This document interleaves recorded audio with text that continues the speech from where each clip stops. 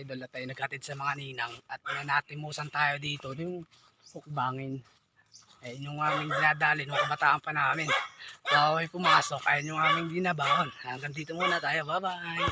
At ito na mga idol. Ginang. So hukbangin natin. At medyo hinog pa ito, hindi pa ito masyadong hinog. Kaya ito nga lang yung aming katamtaman na kukunin na yung tamang hinog lang mga idol. At ito nga, yan ang sarap nito pag nahinog talaga sobrang violet. Ay, lalamoy, daig pang sanas. Ko. At ito nga mga idol. At ito nga yung aming dating kabataan namin kinukuha namin nung kami bata ba. At kami yung pumapasok. Ito na yung aming abyerin. At ginagawa namin ang tawag dito ay bignay. At ay sinsik. Wow. Tapos lagyan siya ng suwal. Wow. At kadinagis. At ito nga mga kaidol. At ito ay masarap pagka tuwing tanghali at ginagawan juice. Ayan mga kaidol. Kung mapapansin nyo, ang daming bunga. Kung kayo mapasok, ito yung aming hinuhukbang. Ito po ay tinatawag na bignay mga idol. Dito sa probinsya. Ito yung aming dinadali yung kaming kabataan pa at kami pumapasok. Bago kami pumasok, ito yung aming hinuhukbang. Ginagawa namin dito,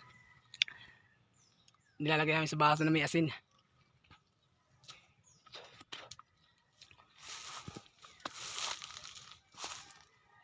At ginagawan juice. Mapapansin nyo mga ka-idol, ito masarap to.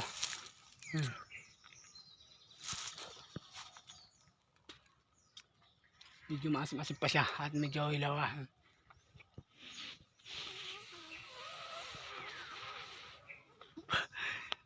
Yan nga mga idol, laruan lang namin ito.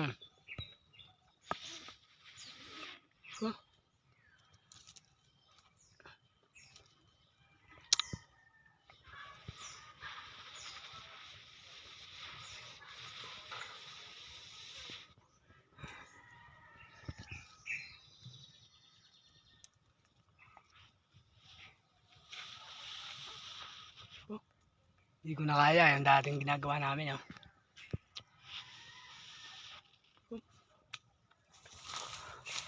Pag gusto nyo mga nito,